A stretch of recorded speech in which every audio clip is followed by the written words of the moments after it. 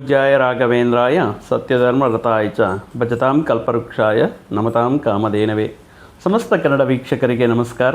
ನೀವು ಮೊದಲನೇ ಬಾರಿ ನಮ್ಮ ಚಾನಲ್ ನೋಡ್ತಾ ಇದ್ದರೆ ದಯವಿಟ್ಟು ಸಬ್ಸ್ಕ್ರೈಬ್ ಮಾಡಿ ಅಂತ ಹೇಳ್ತಾ, ಈ ದಿನ ದ್ವಾದಶ ರಾಶಿಗಳಿಗೆ ಡಿಸೆಂಬರ್ ಮಾಸದಲ್ಲಿ ಯಾವ ಗ್ರಹದ ಯಾವ ಅನುಕೂಲತೆ ಇದೆ, ಗೋಚಾರದಿಂದ ನೋಡುವುದಾದರೆ ಅನುಕೂಲ ಪ್ರತಿಕೂಲ ಫಲಗಳನ್ನು ತಿಳ್ಕೊಳ್ತಾ ಯಾವ ವಿಷಯಗಳಲ್ಲಿ ಮುಂಜಾಗ್ರತೆ ತಗೊಂಡ್ರೆ ಈ ಮಾಸ ಅದ್ಭುತವಾಗಿರುತ್ತೆ, ಯಾವ ವಿಷಯಕ್ಕೆ ಕೈ ಹಾಕಿದ್ರೆ ಅದ್ಭುತ ರೀತಿಯಲ್ಲಿ ಇರುತ್ತೆ ಅಂತ ನೋಡುವುದಾದರೆ, ಈ ಡಿಸೆಂಬರ್ ಮಾಸದಲ್ಲಿ ಧನುರ್ಮಾಸ ಆರಂಭವಾಗ್ತಾ ಇದೆ. ದತ್ತ ಜಯಂತಿ ಹನುಮದ್ ವ್ರತವೂ ಕೂಡ ನಡೀತಾ ಇದೆ. ಗುರುಬಲಗೋಸ್ಕರ ದತ್ತಾತ್ರೇಯನ ಆರಾಧನೆ ಮಾಡುವುದಾಗಿರಬಹುದು.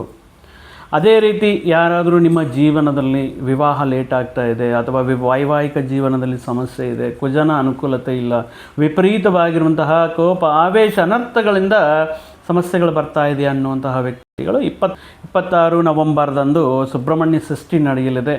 ಈ ದಿನವು ತಪ್ಪದೇ ನೀವು ಉಪವಾಸ ಅಥವಾ ಈ ಸುಬ್ರಹ್ಮಣ್ಯ ಸ್ವಾಮಿಯ ಆರಾಧನೆಯನ್ನು ಮಾಡುತ್ತಾ ದೇಗುಲಕ್ಕೆ ಹೋಗಿ ಅಥವಾ ನಿಮಗೆ ಅನುಕೂಲ ಇಲ್ಲ, ಸುಬ್ರಹ್ಮಣ್ಯ ಸ್ವಾಮಿ ಅನುಕೂಲತೆ ಇಲ್ಲ, ಈ ನವಗ್ರಹ ಪ್ರತಿಷ್ಠಾಪನೆ ಆಗ್ತಾ ಇರುವಂತಹ ಕುಜ ಮಹಾಶಯನ ಹತ್ರ ಆಗಿರ್ಬೋದು, ಬ್ರಾಹ್ಮಣರಿಗೆ 1.25 kg ಕೆಂಪು ತೊಗರಿಬೇಳೆ ಮಸೂರ್ ದಾಲನ್ನು ವಿತ್ ಒಂದು ಕೆಂಪು ವಸ್ತ್ರ, ಪಂಚೆ ಅಥವಾ ಧೋತಿ ವಸ್ತ್ರ ಆಗಿರಬಹುದು, ಹೊಸ ವಸ್ತ್ರವನ್ನು, ಕೆಂಪು ಹಣ್ಣು, ಈ 3 ವಸ್ತುಗಳನ್ನು ಸ್ವಲ್ಪ ಕಾಣಿಕೆ ಜೊತೆಗೆ ಬ್ರಾಹ್ಮಣರಿಗೆ ದಾನ ಮಾಡುವುದರಿಂದ ಈ ಸುಬ್ರಹ್ಮಣ್ಯ ಷಷ್ಠಿಯ ಸುಬ್ರಹ್ಮಣ್ಯ ಸ್ವಾಮಿಯ ಆರಾಧನೆಯಿಂದ ಆಶೀರ್ವಾದದಿಂದ ನಿಮ್ಮಲ್ಲಿರುವಂತಹ ಕುಜದೋಷಗಳು ನಿವಾರಣೆಯಾಗುತ್ತೆ, ಕುಜದೋಷಕ್ಕೆ ತಕ್ಕ ಸ್ವಲ್ಪ ಸುಧಾರಣೆಯಾಗುತ್ತೆ ಅಂತ ಹೇಳ್ತಾ, ಸುಬ್ರಹ್ಮಣ್ಯ ಷಷ್ಠಿಯ ದಿನ ಈ ರೀತಿ ಮಾಡಿಕೊಳ್ಳಿ. ಈ ವೈವಾಹಿಕ ಜೀವನ ಸಮಸ್ಯೆಗಳಾಗಿರ್ಬೋದು, ವಿವಾಹದಲ್ಲಿ ವಿಳಂಬತೆಯಾಗಿರ್ಬೋದು, ಅಥವಾ ಈ ಕೆಲವೊಂದು ಕುಜದೋಷದ ಸಮಸ್ಯೆಗಳಿಂದ ಮುಕ್ತರಾಗಿ ಅಂತ ಹೇಳ್ತಾ, ಧನಸ್ಸು ರಾಶಿ ಜಾತಕರಿಗೆ ಡಿಸೆಂಬರ್ ಮಾಸದಲ್ಲಿ ಯಾವ ರೀತಿ ಇರುತ್ತೆ, ಯಾವ ಗ್ರಹಗಳ ಅನುಕೂಲತೆ ಇದೆ ಅನ್ನುವಂತಹ ವಿಷಯಗಳನ್ನು ಕುರಿತು ಮಾತಾಡೋಣ. ಧನಸ್ಸು ರಾಶಿ ರಾಶ್ಯಾಧಿಪತಿ ಗುರುವಿನ ರಾಶಿ ಆಗಿರುವಂತಹ ಧನಸ್ಸು ರಾಶಿ, ಮುಖ್ಯವಾಗಿ ಇವರನ್ನು ನಾವು ವಿಜ್ಞಾನಿಗಳು ಅಂತ ಹೇಳಬಹುದು. ತಿಳುವಳಿಕೆ ಇರುವಂತಹ ವ್ಯಕ್ತಿಗಳ ಅದ್ಭುತ ರೀತಿಯಲ್ಲಿ ಸಮಸ್ಯೆಗಳಿಗೆ ಸೂಕ್ತವಾಗಿ ಆಗಿರುವಂತಹ ಪರಿಹಾರಗಳನ್ನು ಹುಡುಕುವುದರಲ್ಲಾಗಿರಬಹುದು. ಕಷ್ಟದಲ್ಲಿ ಸಮಸ್ಯೆಗಳಲ್ಲಿರುವಂತಹ ವ್ಯಕ್ತಿಗಳಿಗೆ ಒಂದು ಒಳ್ಳೆಯ ಮಾರ್ಗದರ್ಶನ ನೀಡಿ ಅವರ ಬೆಳಕಿನಲ್ಲಿ ದಾರಿದೀಪ ಬೆಳಕನ್ನು ನೀಡುವಂತಹ ಈ ವ್ಯಕ್ತಿಗಳಂತ ನಾವು ಹೇಳಬಹುದು. ಧನಸ್ಸು ರಾಶಿಯಲ್ಲಿರುವಂತಹ ಒಳ್ಳೆಯ ಜ್ಞಾನವಂತರು, ಒಳ್ಳೆಯ ವಿವೇಕವಂತರು. ಯಾಕಂದರೆ ಗುರು ಒಂದು ಜ್ಞಾನಕ್ಕೆ, ವಿದ್ವತ್ತಿಗೆ, ವಿದ್ಯೆಗೆ, ಸಂಪತ್ತಿಗೆ ಕಾರಕರಾಗಿರೋದರಿಂದ ಮುಖ್ಯವಾಗಿ ಜ್ಞಾನಾಂಶವನ್ನು ಧನಸ್ಸು ರಾಶಿಯವರಿಗೆ ಕೊಟ್ಟಿರ್ತಾರೆ. ಇನ್ನು ಈ ವ್ಯಕ್ತಿಗಳು ಆಧ್ಯಾತ್ಮಿಕ ಚಿಂತನೆಗೆ ಒಳಗಾಗಿರ್ತಾರೆ. ತತ್ವಶಾಸ್ತ್ರದಲ್ಲಿ, ಈ ತಾತ್ವಿಕ ವಿಷಯಗಳಲ್ಲಿ, ದೈವಿಕ ಸಂಬಂಧಪಟ್ಟಿರುವಂತಹ ವಿಷಯಗಳ ಬಗ್ಗೆ ತುಂಬ ಆಸಕ್ತಿನ ಹೊಂದಿರ್ತಾರೆ. ಇವರ ಮಾತನಾಡುವಂತಹ ರೀತಿ, ಇವರು ಹೇಳುವಂತಹ ವಿಷಯಗಳು ತುಂಬ ಜನಗಳನ್ನು ಆಕರ್ಷಿತರನ್ನು ಮಾಡುತ್ತೆ. ಆದ್ದರಿಂದ ಒಮ್ಮೆ ಇವರ ಜೊತೆ ಮಾತನಾಡುವಂತಹ ವ್ಯಕ್ತಿಗಳು ಜೀವನದಲ್ಲಿ ಇವರನ್ನು ಮರೆಯೋಕ್ಕೆ ಆಗಲ್ಲ.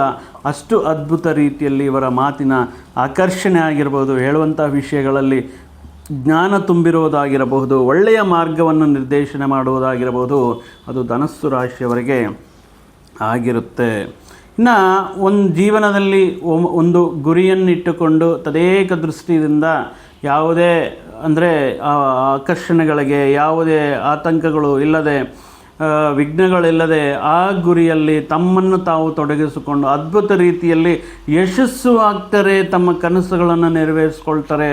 ಆ ರೀತಿ ತಾವು ಅಂದ್ಕೊಂಡಿರುವಂತಹ ವಿಷಯಗಳನ್ನು ಖಂಡಿತ ಸೂಕ್ತವಾಗಿರುವಂತಹ ಪರಿಷ್ಕಾರಗಳ ಮುಖಾಂತರ ಅದ್ಭುತ ರೀತಿಯಲ್ಲಿ ಯಶಸ್ಸನ್ನು ಕಾಣ್ತಾರೆ.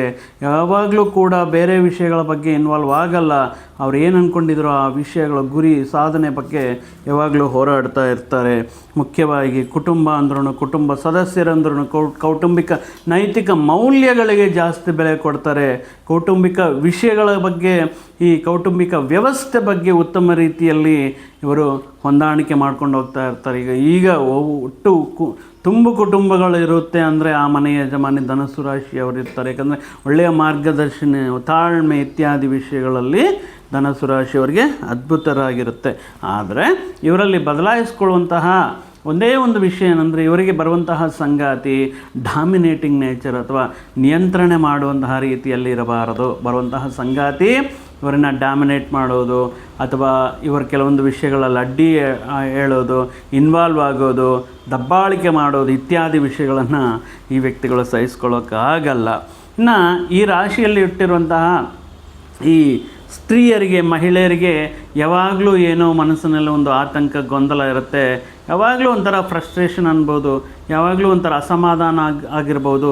ಕೆಲವೊಂದು ವಿಷಯಗಳು ಈ ರೀತಿ ಆಗಿದ್ದರೆ ಚೆನ್ನಾಗಿತ್ತು, ಆ ರೀತಿ ಆಗಿದ್ದರೆ ಅಂದರೆ ಒಂದು ರೀತಿ ತೃಪ್ತಿ ಇರಲ್ಲ. ಒಂಥರ ಫ್ರಸ್ಟ್ರೇಷನ್ಲಿಂದ ಸಮ್ಟೈಮ್ಸ್ ಇವರು ತಾಳ್ಮೆಯನ್ನು ಕಳ್ಕೊಳ್ತಾರೆ. ಮತ್ತು ಈಗ ಡಿಸೆಂಬರ್ ಮಾಸದಲ್ಲಿ ಈ ಗುರು ಬದಲಾವಣೆ 5ನೇ ತಾರೀಕಿಂದ ಕಟಕ ರಾಶಿಯಲ್ಲಿರುವಂತಹ ಗುರು ಮತ್ತೆ ಮರಳಿ ಮಿಥುನ ರಾಶಿಗೆ ಹೋಗ್ತಾ ರಾಶ್ಯಾಧಿಪತಿ ಸಪ್ತಮಕ್ಕೆ ಬರ್ತಾ ಇದ್ದಾರೆ. ಸಪ್ತಮದಲ್ಲಿರುವಂತಹ ಗುರು ವಿದ್ಯಾರ್ಥಿಗಳಿಗೆ ಉತ್ತಮ ರೀತಿಯಲ್ಲಿ ಫೋಕಸ್ ನೀಡಲಿಕ್ಕೆ, ಉತ್ತಮ ರೀತಿಯಲ್ಲಿ ಜ್ಞಾಪಕ ಶಕ್ತಿಯನ್ನು ಬೆಳೆಸ್ಕೊಳ್ಳೋದಕ್ಕೆ, ಬರೆಯುವಂತಹ ಎಕ್ಸಾಮ್ಸಲ್ಲಿ ಉತ್ತಮ ಅಂಕಗಳನ್ನು ಪಡೆದು ಕ್ಲಾಸಲ್ಲಿ ಅಥವಾ ತರಗತಿಯಲ್ಲಿ ಉತ್ತಮ ಶ್ರೇಣಿಯಲ್ಲಿ ಪಾಸ್ ಆಗೋದಕ್ಕೆ ಅನುಕೂಲವಾಗಿರುತ್ತೆ. ಭೂಮಿ ಪರ್ಚೇಸ್ ಮಾಡೋದಾಗಿರ್ಬೋದು, ಈ ವಿಷಯಗಳಲ್ಲಿ ಅನುಕೂಲವಾಗಿರುತ್ತೆ. ಆದರೆ ಗುರು ಸಪ್ತಮದಲ್ಲಿ ಬರೋದ್ರಿಂದ ವಿವಾಹಕ್ಕೆ ಸಂಬಂಧಪಟ್ಟಿರುವಂತಹ ಕೆಲವೊಂದು ವಿಷಯಗಳಲ್ಲಿ ತೀರ್ಮಾನಗಳು ತಗೊಳ್ಳೋದು ಅಥವಾ ಮುಂದಕ್ಕೆ ಹೋಗೋದು, ಎಲ್ಲ ರೀತಿಯಲ್ಲಿ ಜಾತಕ ಹೊಂದಾಣಿಕೆ, ಕಂಪ್ಯಾಟಿಬಿಲಿಟಿ ನೋಡ್ಕೊಂಡು ಹೋಗೋದು ಹುಷಾರು. ಯಾಕಂದರೆ ಯಾರೋ ಹೇಳಿದ್ದಾರೆ, ಮಧ್ಯವರ್ತಿಗಳು ಹೇಳಿದ್ದಾರೆ ಅಂತ ಹೇಳಿಬಿಟ್ಟು ಬ್ಲೈಂಡಾಗಿ ಜಾತಕ ಅಂದರೆ ಹೊಂದಾಣಿಕೆ ಆಗುತ್ತೋ ಇಲ್ವೋ ಅಥವಾ ಕೆಲವೊಂದು ವಿಷಯಗಳು ಕರೆಕ್ಟಾಗಿದೆಯೋ ಇಲ್ವೋ ಪುನಃ ಪರಿಶೀಲನೆ ಮಾಡಿಕೊಂಡು ಈ ವಿವಾಹಾದಿ ವಿಷಯಗಳನ್ನು ಮತ್ತೊಂದು ಹಂತಕ್ಕೆ ತಗೊಂಡೋಗೋದು ಉತ್ತಮ. ನಿರ್ಧಾರಗಳು ಮಾಡುವಾಗ ಯೋಚನೆ ಮಾಡಿ ನಿರ್ಧಾರ ಮಾಡೋದು ಉತ್ತಮ. ಹಣಕಾಸಿನ ವಿಷಯಗಳಲ್ಲಿ ಈಗ ಈ ಸಂದರ್ಭದಲ್ಲಿ ಏನಾದರೂ ಒಂದು ದೊಡ್ಡ ಮಟ್ಟದಲ್ಲಿ ಇನ್ಶೂರೆನ್ಸ್ ಕ್ಲೇಮ್ಸ್ ಆಗಿರ್ಬೋದು, ಇನ್ಶೂರೆನ್ಸ್ ಮೆಚ್ಯೂರಿಟಿ ಆಗಿರ್ಬೋದು, ರಿಟೈರ್ಮೆಂಟ್ ಪೆನ್ಷನ್ ಆಗಿರ್ಬೋದು, ಅಥವಾ ಒಂದು ರೀತಿ ಆಸ್ತಿ ಮಾರಾಟ ಮಾಡುವಂತಹ ಲಾಭಗಳಾಗಿರ್ಬೋದು ಇತ್ಯಾದಿ ವಿಷಯಗಳನ್ನು ಎಲ್ಲಾದರೂ ಸೇಫ್ಟಿಯಾಗಿ ಸ್ಥಿರವಾಗಿ ಇನ್ವೆಸ್ಟ್ಮೆಂಟ್ ಮಾಡೋಣ, ಎಲ್ಲಿ ಚೆನ್ನಾಗಿರುತ್ತೆ ಇನ್ವೆಸ್ಟ್ಮೆಂಟ್ ಮಾಡೋದಕ್ಕೆ ಇತ್ಯಾದಿ ವಿಷಯಗಳ ಬಗ್ಗೆ ಈಗ ಈ ವ್ಯಕ್ತಿಗಳು ಯೋಚನೆ ಮಾಡ್ತಾ ಇರ್ತಾರೆ. ಅಂದರೆ ಮಾಡುವಂತಹ ನಿರ್ಧಾರಗಳು ಅದ್ಭುತ ರೀತಿಯಲ್ಲಿದ್ದು ಇನ್ವೆಸ್ಟ್ಮೆಂಟ್ ಮಾಡೋದಕ್ಕೆ ಅನುಕೂಲವಾಗಿರುತ್ತೆ. ಇನ್ನು ಈ ಪರ್ಟಿಕ್ಯುಲರಾಗಿ ಈ ಮಾಸದಲ್ಲಿ ನೋಡಿದ್ರೆ ತಲ್ಲಿಯವರ ಆರೋಗ್ಯ ವಿಷಯದಲ್ಲಿ ಸ್ವಲ್ಪ ಸುಧಾರಣೆ ಆಗೋದಾಗಿರ್ಬೋದು, ವೈವಾಹಿಕ ಸಂಬಂಧಪಟ್ಟಿರುವಂತಹ ಈ ನಿರ್ಧಾರಗಳು ತಗೊಳ್ಳುವಂತಹ ಸಂದರ್ಭಗಳಲ್ಲಾಗಿರ್ಬೋದು, ಇಷ್ಟಪಟ್ಟಿರುವಂತಹ ವ್ಯಕ್ತಿಗಳನ್ನು ಅಂದರೆ ಅವರಿಗೆ ಪ್ರಪೋಸ್ ಮಾಡಿ ಇಬ್ಬರ ಅನುಮೋದನೆಯಿಂದ ಈ ಇಷ್ಟಪಟ್ಟಿರೋ ಈ ಲವ್ ಮ್ಯಾರೇಜಸ್ ಎಲ್ಲ ಈ ಅರೇಂಜ್ಡ್ ಮ್ಯಾರೇಜಸ್ ಆಗಿ ಕನ್ವರ್ಟ್ ಆಗಬೇಕು ಅಂದ್ಕೊಂಡ್ರು ಈ ಸಂದರ್ಭದಲ್ಲಿ ಸ್ವಲ್ಪ ಒಂಥರ ಹೋರಾಟ ಮಾಡಬೇಕಾಗಿರುತ್ತೆ. ಅವನು ಕನ್ವಿನ್ಸ್ ಮಾಡಬೇಕು, ಇವ್ರು ಕನ್ವಿನ್ಸ್ ಮಾಡಬೇಕು, ಎಲ್ಲರನ್ನ ಹೊಂದಾಣಿಕೆ ಮಾಡಬೇಕು. ಈ ಮಧ್ಯದಲ್ಲಿ ಒಂಥರ ಹೋರಾಟ ಮಾಡುವಂತಹ ಸಿಚುವೇಶನ್ ಅನ್ನೋದು ಬರುತ್ತೆ. ಇನ್ನು ಉದ್ಯೋಗಕ್ಕೆ ಸಂಬಂಧಪಟ್ಟಿರುವಂಥ ವಿಷಯಗಳನ್ನು ನಾವು ನೋಡುವುದಾದರೆ ಇರುವಂತಹ ಪ್ರದೇಶದಿಂದ ಮತ್ತೊಂದು ದೂರ ಪ್ರದೇಶಕ್ಕೆ ಅಥವಾ ಇತರ ಪ್ರದೇಶಕ್ಕೆ ವರ್ಗಾವಣೆ ಆಗೋದಕ್ಕೆ, ಸ್ಥಾನ ಬದಲಾವಣೆ ಆಗೋದಕ್ಕೆ ಈ ಮಾಸದಲ್ಲಿ ಅನುಕೂಲ ಇರುತ್ತೆ.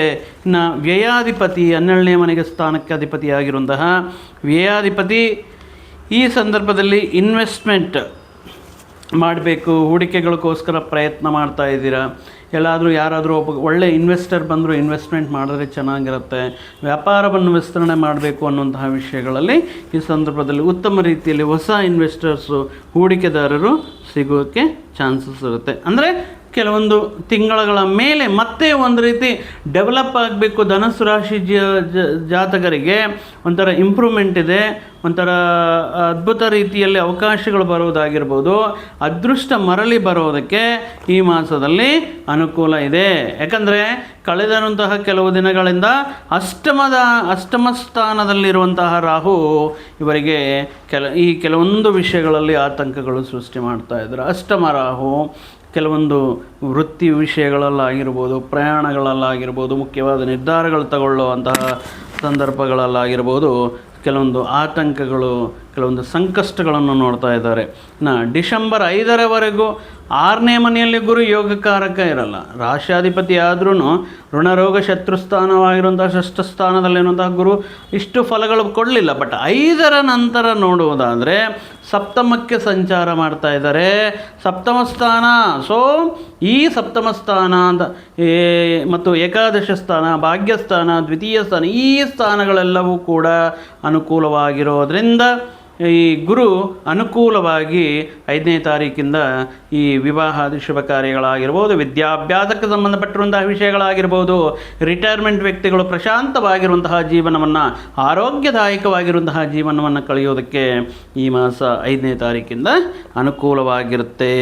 ಇಂದಿನ ಕೆಲವೊಂದು ತಿಂಗಳಿಂದ ವೈವಾಹಿಕ ಜೀವನದಲ್ಲಿ ಅಥವಾ ವೃತ್ತಿ ಉದ್ಯೋಗಗಳಲ್ಲಿ ಸಹೋದ್ಯೋಗಿಗಳ ಮುಖಾಂತರ, ವ್ಯಾಪಾರಗಳಲ್ಲಿ ಈ ಪಾಲುದಾರಿಕೆಗಳ ಮುಖಾಂತರ ಸಣ್ಣ ಪುಟ್ಟ ವೈಮನಸ್ಕ ವಿರುದ್ಧ ಭಾವನೆಗಳು ಅಥವಾ ಮಿಸ್ಅಂಡರ್ಸ್ಟ್ಯಾಂಡಿಂಗು ಫೇಸ್ ಮಾಡ್ತಾ ಇರುವಂತಹ ಈ ರೀತಿ ಏನಾದರೂ ಆ ರೀತಿ ಸ್ವಲ್ಪ ದೋಷಗಳು, ಮಿಸ್ಅಂಡರ್ಸ್ಟ್ಯಾಂಡಿಂಗ್ ಇದ್ದರೆ ಈ ಸಂದರ್ಭದಲ್ಲಿ ಅದೆಲ್ಲವೂ ಕೂಡ ಸ್ವಲ್ಪ ಪರಿಹಾರ ಆಗೋದಕ್ಕೆ ಆ ವಿಷಯಗಳಿಂದ ಮತ್ತೆ ತಮ್ಮ ಜಂಟಿ ಪ್ರಯಾಣವನ್ನು, ವೈವಾಹಿಕ ಜೀವನದಲ್ಲಿ ಅನ್ಯೋನ್ಯ ದಾಂಪತ್ಯವನ್ನು, ಪಾರ್ಟ್ನರ್ಶಿಪ್ ವ್ಯವಹಾರಗಳಲ್ಲಿ ಮತ್ತೆ ತಮ್ಮ ಈ ಅನುಕೂಲತೆ ಅನುಬಂಧವನ್ನು, ಈ ರಿಲೇಷನ್ಶಿಪ್ನ ಕಂಟಿನ್ಯೂ ಮಾಡೋದಕ್ಕೆ ಅನುಕೂಲವಿರುತ್ತೆ. ಈ ಸಂದರ್ಭದಲ್ಲಿ ಮುಖ್ಯವಾಗಿ ಒಂದು ಸಿಹಿ ಸುದ್ದಿ ಈ ಮಾಸದಲ್ಲಿ ನಿಮಗೆ ಕಾಯ್ದಿದೆ. ಆ ಸಿಹಿ ಸುದ್ದಿಯ ಮುಖಾಂತರ ನಿಮ್ಮ ವೃತ್ತಿ, ಉದ್ಯೋಗ, ವ್ಯವಹಾರ, ವಿವಾಹಾದಿ, ವಿದ್ಯಾ ಇತ್ಯಾದಿಗೆ ಸಂಬಂಧಪಟ್ಟಿರುವಂತಹ ಕೆಲವೊಂದು ಸಿಹಿ ಸುದ್ದಿಗಳು ನಿಮಗೆ ಕಾದಿರುತ್ತೆ. ಇಷ್ಟು ದಿನಕ್ಕೆ ನಮ್ಮ ಪ್ರಯತ್ನ ಸಫಲವಾಯಿತು, ಇಷ್ಟು ದಿನಕ್ಕೆ ನಮ್ಮ ಕಷ್ಟಕ್ಕೆ ಒಂದು ಗುರುತು ಸಿಗಿತು ಅನ್ನೋ ರೀತಿಯಲ್ಲಿ ನಿಮಗೆ ಈ ವಿಷಯದಲ್ಲಿ ಅನುಕೂಲವಾಗಿರುತ್ತೆ. ಇನ್ನು 2-3 ತಿಂಗಳಿಂದ ವಿವಾಹ ಪ್ರಯತ್ನಗಳು ಮಾಡ್ತಾ ಯಾವುದೇ ಸರಿಯಾಗಿರುವಂತಹ ವಿವಾಹ ಕೂಡಿ ಬರ್ತಾ ಇಲ್ಲ, ಎಷ್ಟೇ ಸಂಬಂಧಗಳು ಕೊನೆ ಕ್ಷಣದಲ್ಲಿ ಮಿಸ್ ಆಗ್ತಾ ಇದೆ ಅಂತ ನಿರಾಶಕ್ಕೆ ಒಳಗಾಗಿರುವಂತಹ ವ್ಯಕ್ತಿಗಳಿಗೆ ಈ ಮಾಸದಲ್ಲಿ ಮಾಡುವಂತಹ ವಿವಾಹ ಪ್ರಯತ್ನಗಳಿಗೆ ಅನುಕೂಲವಾಗಿರುತ್ತೆ. ಅನಾರೋಗ್ಯ ಸಮಸ್ಯೆಗಳಿಂದ ಬಳಲ್ತಾ ಇರೋರಿಗೆ ಆರೋಗ್ಯವು ಉತ್ತಮ ರೀತಿಯಲ್ಲಿ ಸುಧಾರಣೆಯಾಗುತ್ತೆ ಅಂತಲೂ ಹೇಳ್ಬೋದು. ಈ ಪ್ರಧಾನವಾಗಿ ಆರಂಭದಲ್ಲೇ 3 ಪ್ರಧಾನ ಗ್ರಹಗಳು 12ನೇ ಮನೆಯಲ್ಲಿ ಇರ್ತವೆ. 12th ಹೌಸಲ್ಲಿರುವಂತಹ ಈ 3 ಪ್ರಧಾನ ಗ್ರಹಗಳಲ್ಲಿ ಪ್ರಥಮವಾಗಿ ಧನಕಾರಕ ಮತ್ತು ಈ ಶುಕ್ರನು 12ನೇ ಮನೆಯಲ್ಲಿರೋದರಿಂದ ಈ ದಶಮ ವ್ಯಯಾಧಿಪತಿ ಈ ಧನಸ್ಸು ರಾಶಿಗೆ ಆಗಿರೋದ್ರಿಂದ ಈ ಮುಖ್ಯವಾಗಿ ಎಷ್ಟು ಹಣ ಬಂದ್ರೂ ಕೂಡ, ಎಷ್ಟು ಆದಾಯ ಬಂದ್ರೂ, ಎಷ್ಟು ಲಾಭಗಳು ಬಂದ್ರೂ ಯಾವ ರೀತಿ ಖರ್ಚಾಗ್ತಾ ಇರುತ್ತೋ ಗೊತ್ತಾಗಲ್ಲ. ಹಂಗೆ ಬರುತ್ತೆ, ಹೀಗೆ ಹೋಗ್ತಾ ಇರುತ್ತೆ.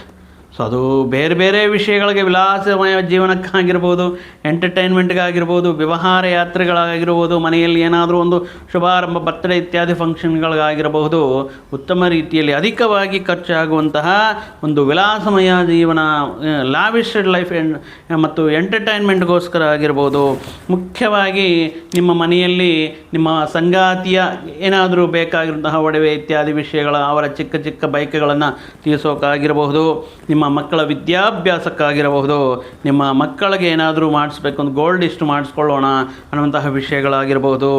ಇನ್ನು ಕೆಲವೊಂದು ಸಂದರ್ಭಗಳಲ್ಲಿ ನಿಮ್ಮತನವನ್ನು ತೋರಿಸ್ಕೊಳ್ಳೋದಕ್ಕೆ ಎಷ್ಟು ಇದೆ ಅಂದರೆ, ಇಷ್ಟು ಚೆನ್ನಾಗಿ ಮಾಡಿದ್ರು ಅವರು ಒಂದು ಬರ್ತ್ಡೇ ಸೆಲೆಬ್ರೇಷನ್, ಎಷ್ಟು ಚೆನ್ನಾಗಿ ಮಾಡಿದ್ರು ಆ ಫಂಕ್ಷನು ಅಂದರೆ ನಿಮ್ಮ ಸ್ಟೇಟಸ್ನ ತೋರಿಸ್ಕೊಳ್ಳೋದಕ್ಕೋಸ್ಕರ.